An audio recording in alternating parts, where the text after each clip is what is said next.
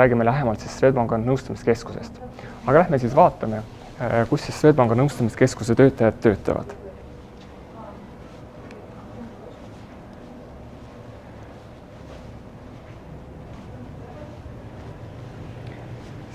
Lisaks tööle on ka kindlasti on vaja puhata ja siin on siis Swedbanka nõustamiskeskuse puhkenurk ehk siis köök. Kui te näete, et siin on täisfunktsionaalne köök, et siis tegelikult siin saame teha ka erinevad meeskonnaüritusi, kaasa arvatud siis jõulude ajal piparkookide küpsetamist.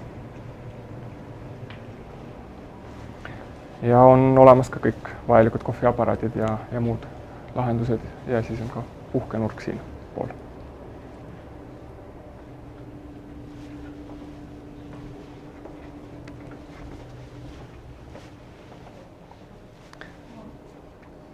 Nagu ma juba ütlesin, Swedbanka nõustamiskeskuse majas on IT ja IT-ga siis meil toimub aktiivne koostöö, et IT arendab tooted-teenused ja siis me saame neid pakkuda klientidele ja anda ka koheselt tagasiside IT-le, kas töötab, ei tööta, meeldib, ei meeldi, kas on ettepanekuid klientide poolt, et siis ongi selline aktiivne koostöö meie ja nende vahel.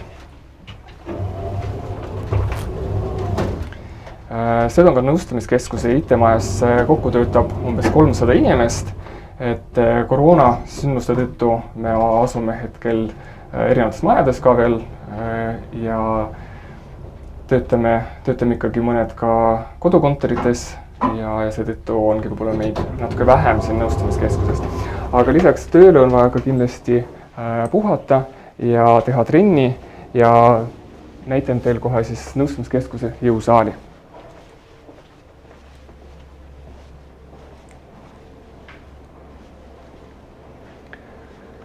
Et siis praegu me oleme siis Swedbanka nõustamiskeskuse jõusaalis ja siin saavad inimesed siis teha trenni siis hommikul, õhtul või ka lõuna ajal. Ja nagu juba näha, et üks kolleeg sisustab oma lõunapausi.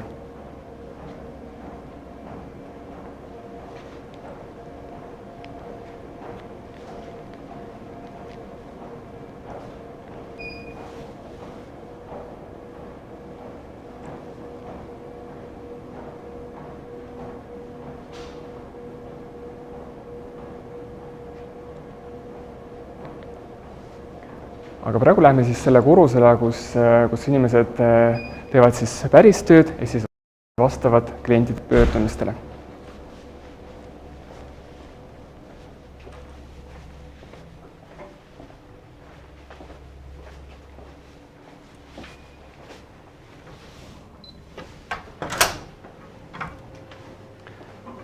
Ja asume siis teiega praegu siis Swedbanka nõustamiskeskuse niinimetatud põhikorrusel, kus siis toimub kõik siis töö tegemine, ehk siis vastame klientide pöördumistele. Siin tegelikult ongi siis ka minu töökoht ja mina töötan siis Swedbanka investeerimissäästmisüksuses. Ja mul meeldib töötades seista, et siis selle pärast ongi sellised mugavad ergonoomilised lauad ja saab siis üles ja alla tõsta. Ja nagu ma ütlesin, jah, siin on siis meil põhikorrus ja siis kui kliendid pöörduvad, siis need pöördumised tulevad siis siia.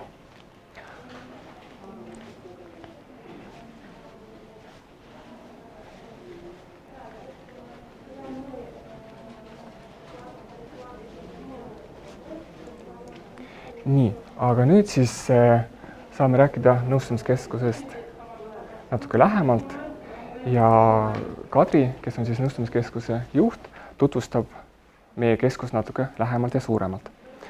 Kadri, palun räägi. Tere, mina olen Kadri, Swedbanka nõustamiskeskuse juht. Väga rõõmustav on siin teie ees olla. Tutvustan natukene lähemalt nõustamiskeskust ja Swedbank, korra meelde tuletuseks, siis tegutseb 4 põhilisel koduturul. Rootsis, Lätis, Leedus ja Eestis. Nii et on olemas siis 4 nõustamiskeskust. Ja Eestis on meil siis üle 850 000 erakliendi, mis on siis kõvasti üle poole Eesti elanikest on meie kliendid. ja samuti ligi 130 000 äriklienti. Ja meile siis tuleb sisse aastas keskmiselt 1,3 miljonit kõnet. Ja kus me siis kõik need kõned vastu võtame? Me võtame need kõned vastu siis 3 põhiasukohas, et siin Tallinnas, kus me täna oleme ja pärast kõnnime siin korraks tiiruringiga, on 140 inimest, siis meil on Tartus haab 64 inimest ja samuti suurem haab ka Jõhvis, kus meil asub siis 26 inimest. Ja samamoodi on hästi hea meel selle üle, et meil on ka teistes väiksemates Eesti linnades mitmed inimesed, nii Raplas, Pärnus, Kuressaares, Viljandis, Narvas, nii et meil on väga mitmekesine tiim. Ja mitmekesine on see tiim ka selle poolest, et meie kõige noorem töötaja on 18-aastane ja kõige vanem töötaja on 68-aastane, nii et lausa 50 aastat kogemust on seal vahel. Ja mehi on meil siis 12 ehk 6% ja 94% töötajatest on naised. Ja hästi levinud on muidugi ka meil pangas see, et roteerutakse palju erinevate üksuste vahel, et vahel töötan 2 aastat siin, siis lähen katsetan teist töökohta, nii et meil neid kogemusi nii pangast seest kui pangast väljast on mitmeid. Ja liiguks edasi ja aastas on siis meil veidi rohkem kontakte, kui on Eestis elanikke. Ja kuidas me need vastu võtame, eelkõige telefoni teel, umbes 1 miljon siis nendest kontaktidest on telefonikõned, kus klient meile helistab ise sisse ja küsib nõu. Samamoodi on järjest levinum chati kanal, et siis kliendid kirjutavad chati teel meile ja samamoodi ka pikema kirjavahetuse puhul siis pangateateid. Ja hästi siis enam võtab oma rolli ka sisse virtuaalne assistent, kes siis on nii-öelda automatiseeritud lahendus või mis siis on nii-öelda automatiseeritud lahendus ja selle abil me lihtsamates küsimustele vastame klientidele siis sellise väikse roboti abiga. Ja ma ei tea, kui paljud seda teavad, aga siis siit Tallinnast Pariisi on 2500 kilomeetrit ja kui tagasi ka tulla, siis on kokku 5000 kilomeetrit ja sama palju on siis tööpäevas ka meil kontakte. Nii et see klientide hulk, kes igapäevaselt meiega kontakteerub, on lai. Ja mille pärast siis kliendid meile peamiselt helistavad? Number 1 on kaarditeemad, kui kliendid oma kaardi ära kaotavad ja neil on vaja abi, et see kaart kinni panna, uus tellida, blokeerida. Samamoodi on meie igapäevatöö hästi tavapärane see, et meie kliendid enamus oma tehinguid ikkagi teevadki digikanalites ehk siis mobiiliäpis või internetipangas. Ja kui nad neid kanaleid kasutavad, siis tegelikult tuleb ikkagi tihti küsida ka inimese nõu ja siis meie oleme alati valmis abistama. Ja praegu on muidugi väga populaarsed teemad ka pension ja investeerimine, et teatavasti see aasta on pensionireformi aasta, kus meie pensionisüsteem on muutumas ja investeerimine kogub populaarsust.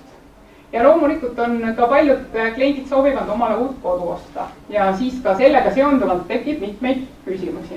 Ja kui pikk keskmine kõne on, keskmine kõne pikkus on siis 4,5 minutit, mida võib-olla võiks võrrelda siis muusikavideoga, et muusikavideo pikkus umbes selline ka on. Aga Arnold, äkki räägiks natuke lähemalt siis sinu kogemusest, et kui kaua sa nõustamiskeskuses oled töötanud? Investeerimistastmuse üksuses ma olen töötanud juba 3. aasta. Enne seda ma olen töötanud kontorivõrgus. Siis minu hallata oli siis 2 kontorid, mis asuvad siis Tallinnas. Enne seda ma töötasin samamoodi nõustamiskeskuses, siis ma tegelesin äriklientidega ja igapäevaseks teemaks oli siis ärikliendi tooted ja teenused. Ehk siis laenud, arveldused ja muud teemad. Enne seda ma töötasin kliendinõustajana ja see oli hoopiski Tartus. Nii et pangas kokkuvõttes ma olen siis 13 aastat. Aga äkki kõnnime vaikselt sinna poole vaatama, kuidas töö päriselt käib ka, et saame näidata, aga äkki sa Arnold jagad veel seda ka, et mis sinule sinu töö juures kõige rohkem meeldib?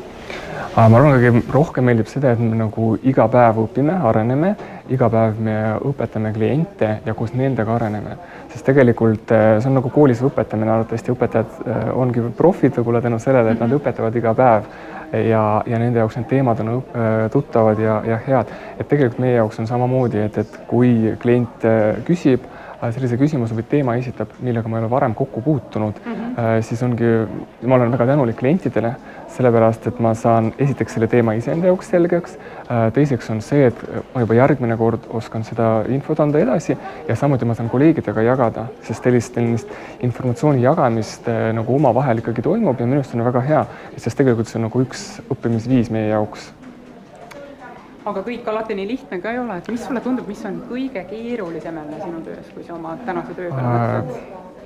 Ma arvan, nagu kõige keerulisem, sest sellisel hetkel nagu ei ole praegu sellist konkreetset kas siis juhtumi või situatsiooni, et ma mäletan siin mõni aasta tagasi võib-olla, kus meie just nagu investeerimisvaldkonna ei olnud niivõrd populaarne või ta ei olnud niivõrd, ma ütleks nagu koormatud heas mõttes, siis oli pigem see igav. Et kui sul ei ole nagu igapäevaselt nagu sisustatud aeg nii-öelda tööga, siis see oli võib-olla selline, mis ei meeldinud. Aga ma ütleks, nagu sa ütlesid, et investeerimine tõesti on viimasel aastatel üsna populaarsemaks muutunud, siis ei olegi seda olukorda, et me saame lihtsalt nii-öelda istuda ja oodata, millal see töö tuleb. Nii, aga võib-olla vaataks päriselt, kuidas see töö üldsegi reaalselt nõustamiskeskuses toimub. Siin on üks mul väga tore kolleeg, ja siin meil asub siis Swedbanki nõustamiskeskuse igapäevapanganduse üksus, mis tähendab seda, et siin vastatakse kõnedele, millega kliendid siis pöörduvad panka. Et olgu siis see arveldused, on see pangakaardid või kõik muud teemad.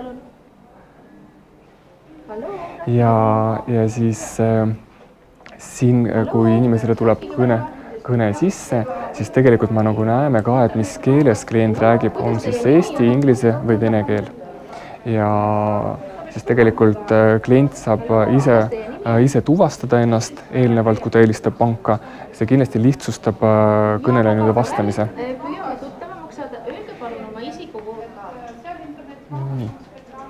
Aga siis lisaks nõustamiskeskusele on siin lisaks nii-öelda igapäevase panganduse üksusele on ka meil üksused, kes vastavad klientide pöördumistele siis chatis, nagu Kadri juba ütles, et inimesed, kes saavad siis läbi internetipanga meiega chatida. Samuti meil on üksus, kes vastab siis klientide pangateatedele ja kirjadele. Pangateated on, mida saab samamoodi läbi internetipanka saata ja samuti kliendid esitavad oma küsimusi ja pöördumisi sotsiaalmeediakanalite kaudu, näiteks Facebooki kaudu. Et siis seal on meil siis üksus, kes vastab siis nii-öelda kirja teel. Ja siis kõik, kui klient pöördub kirjalikult. Kui kliendid soovivad osta endale uue auto või vana auto välja vahetada, siis siin on meil laenuliisingu üksus ja liisingu üksus tegeleb sellega, et ta menetleb klientide taotlusi. Ja siis olgu siis see uus või vana auto, et tegelikult väga palju autosi Eesti maanteel sõidab tänu selle üksuse koostööle. Ja kui klient soovib võtta endale kodulaenu ja tal on kodulaenuga seotud küsimused või ka siis soovib vana kodu maha müüa või uue osta või mingeid vahetusi teha, siis meil on siis laenuliisingu üksus, kes siis tegeleb konkreetselt kodulaenudega. Aga tänan ja enda küsimusi saate siis esitada läbi siis lingi.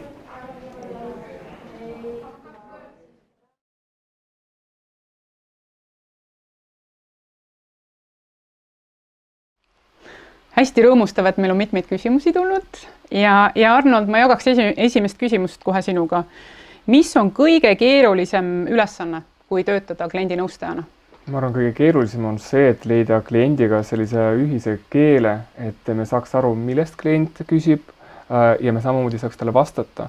Et kindlasti tasub alati ka jälgida just sama keelt, mida sa kliendiga räägid. Et on sellised juhtumid olnud, kus on küsitud, et kas teil on veel küsimusi, siis seal on ka tulnud sellised küsimusi, kus klient on küsinud, kus saab hobused osta või mingeid istikuid. Nii et alati peab nagu jälgima seda, et kuidas ja mida me räägime, et jah, pigem sellised võib-olla üksteisest mööda rääkimised on keerulisemad nagu teemad, juhtumid. Ja mul tuleb omal ka üks lugu siia lõppu meelde, et kui üks meie kliendinõustaja palus siis avada kliendil uut brauseriaket, uut internetibrauseri akent, siis ta ütles, et palun avage uus aken ja klient ütles, et palun oodake ja kui klient tuli tagasi, ütles, ma tegin köögiakna lahti.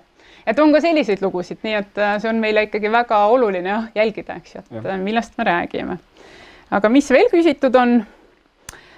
Miks on kliendinõustajana hea töötada? Ja ma arvan, Arnold, sa natuke juba katsid ära sealt ka, et see tegelikult arendab ikkagi väga palju ja minu meelest ta pakub sulle võimaluse väga erinevate inimestega kohtuda, et võtab üks kliendinõustaja tavaliselt päevas umbes 60 kõnet vastu. See on öelda 60 kohtumist erineva inimesega ja võimalus kohanduda, võimalus leida ühine keel ja võimalus seda klienti aidata, nii et seal on, ma arvan, neid külgi on väga palju, aga võib-olla kõige olulisem, mis ma ise siit välja tooks. Jah, ma võib-olla lisaks ka veel seda, et just need kas või sama 60 kõnet, see on 60 võimalust areneda ja õppida. Just. Ja siit tuleb kohe järgmine küsimus ka. Milliseid oskusi on kõige rohkem vaja kliendinõustajana töötamiseks? Kliendinõustaja töötamiseks on vaja kindlasti sellist taktitundelistust ja diplomaatiat, sest tegelikult need juhtumid ja olukordi on hästi-hästi palju erinevaid ja kindlasti, kui inimesel on nagu enesevalitsemine väga hea, et oskus nüüd toime tulla keeruliste olukordadega ja sündmustega, et see annab kindlasti nagu väga hea sellise tausta inimesele seda tööd teha. Ma arvan, sa tõid kõige olulisema välja ja just täna hommikul ka meil alustas uus praktikant Brenda ja tema küsis minu käest, et kas vene keelt on ka vaja ja ma ütlesin tegelikult nagu keel on selline õpitav oskus, et sellega saab alati juurde õppida, nii et see ei ole nagu otseselt esmavajalik, aga mida tugevam see on, seda lihtsam on, siis saab muudele siis teemadele keskenduda rohkem. Nii et kasuks on see ka, et kui on palju keeleoskust. Siis, millised võimalused on arenemiseks kliendinõustaja töökohal? Vist mõlemad rääkides seda, et see, kuhu mina täna olen jõudnud, on samamoodi, et ma tulingi panka 13 aastat tagasi, siis ma olin ka siis samamoodi kliendinõustaja ja siis tolleaegse nimetusega veel teller. Ja sa oled käinud ju, eks ju, töötanud nõustamiskeskuses, kontorivõrgus ja mitmetel erinevatel ametikohtadel. Ja minu oma lugu on hästi sarnane tegelikult ka, et ma alustasin siis aastal 2000, juba 20 aastat ja samamoodi siis oli kliendinõustaja nii-öelda veel telleri positsioon ja seetõttu just, et siis oli veel palju rohkem sularaha ühiskonnas ja siis see oli ka tellerite töö. Ja alustasin samamoodi sellelt positsioonilt ja liikusin edasi siis erakliendi siis laenuosakonna assistendiks, sealt edasi notariaaltehingute üksuse juhiks. Ja ütlen ka selline demokraatlik valik oli ka selles üksuse juhiks saamisel, nii et mul oli selline lahe juht, kes siis lasi meeskonnal valida, et kes võiks juht olla ja siis kõik meeskonnaliikmed valisid ja siis juhuslikult sattusin juhiks. Ja olen töötanud ka kontorivõrgu asejuhina ja nüüd siis nõustamiskeskuse juhina. Nii et ma arvan, neid karjäärivõimalusi on nagu super palju ja ma arvan, et see on ikkagi väga suur eelis, kui sa alustad kliendinõustaja positsioonilt, sest siit sa näed ikkagi aastasetini nagu erinevaid küsimusi, et need küsimused, mis meile 24/7 siia liini peale tulevad, et ma arvan, need peegeldavad kogu panka tagasi ja kui sa sellest juba närid ennast läbi, siis sa saad paljude kohtade peal väga edukalt hakkama. Jah, ma arvan, see kliendinõustaja selline ametikoht annab tõesti nagu ülevaade sellest, mis toimub pangas ja kindlasti on oluline see, et tegelikult selline stardipositsioon pangas võikski olla kliendinõustaja. Et tegelikult meil täna need hästi paljud juhid, kes meil täna pangas on, et need on ka kliendinõustaja ametist nagu välja kasvanud. Järgmine küsimus on ka sellele sarnane. Kellel soovitaksite tulla kliendinõustajaks tööle? Et kellele? Ma arvan, et nagu see tööülesannete skaala on nagu lai ja ma ütlen, et mida mitmekesisem on meie meeskond, ma arvan, seda tugevamad me oleme. Nii et ma isegi kuidagi seda kitsendada ei tahaks, aga ma arvan, et kõik need inimesed, et kellele meeldib suhelda, kes tahavad klientidele nõu anda, kõigile, kellele meeldib lahendada erinevaid küsimusi, kellele meeldib see, et sa pead neid lahendusi leidma kiirelt, sest et üks kõne on 4,5 minutit ja sa pead ikkagi väga operatiivselt selgeks tegema, mis see kliendi küsimus on. nii et kõigile neile mina soovitaks seda tööd ja veel kord, et kui sa soovid ka erinevates valdkondades karjääri teha, siis ma arvan, see on hästi hea nagu aluspinnas, nagu me ennem rääkisime ka, eks. Nii et vaatame, mis meil veel siin küsimusi on. Ma näen, et neid küsimusi veel tuleb, et rohkem hetkel ei ole veel tulnud. Mida annab kliendi nõustajana töötamine karjäärile juurde? No nagu me juba varasemalt ütlesimegi seda, et ta annab sellise nii-öelda suure pildi nägemust, et nagu kui palju, mis tööd, mis erialad, võib-olla räägiks korraks seda, et pangas tegelikult on meil 365 ametit. Et me teeme mõnikord nalja seda, et kui inimene töötaks 365 päeva aastas, et siis tegelikult iga päev ta saaks uue töö pangas teha. Ja võib-olla ongi see, et tegelikult alustades kliendi nõustajanaga, siis ongi teil võimalus nagu edasi liikuda nende teistest ametikohtadesse.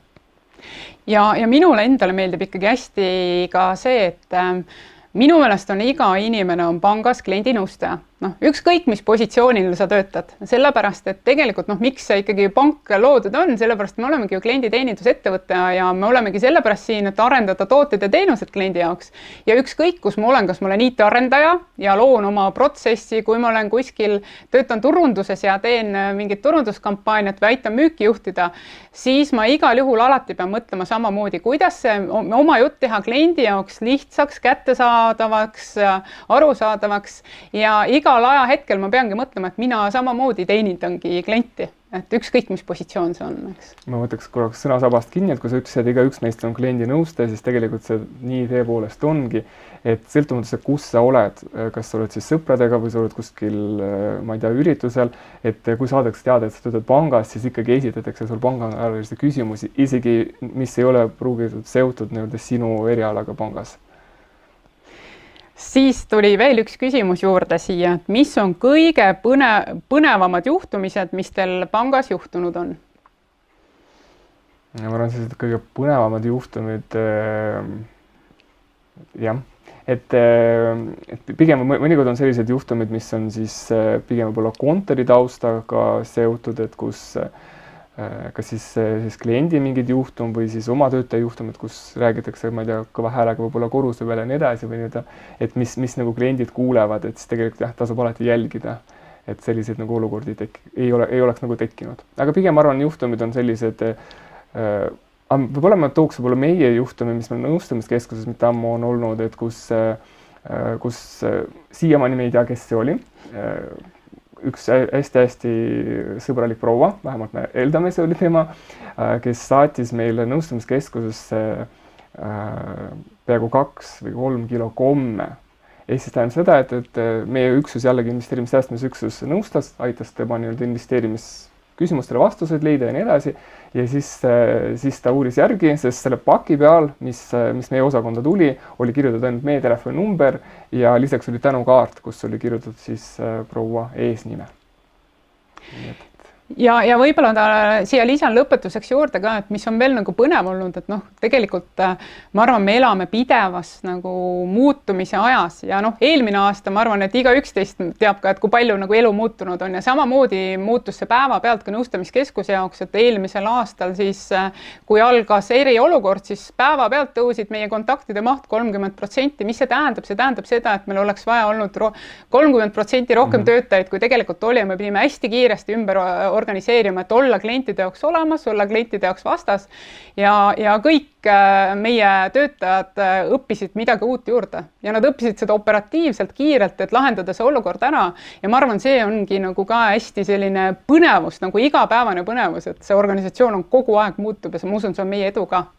Jah, ma arvan tänu sellele, et me just hästi kiiresti kohaneme nüüd igapäevases tööelus, et siis tegelikult on see, et me saimegi sellega hakkama, sest kui sa ütled jah, need 30%, ma väga hästi mäletan seda põnevust ja olukorda, mis meil siin tekkis. Aga igal juhul nüüd tänaseks on küsimused otsas ja aitäh selle võimaluse eest jagada ja olete kõik ise varjupäevadel oodatud meie juurde vaatama, kuidas see töö täpsemalt käib. Ja suur aitäh! Aitäh, Arnold ka!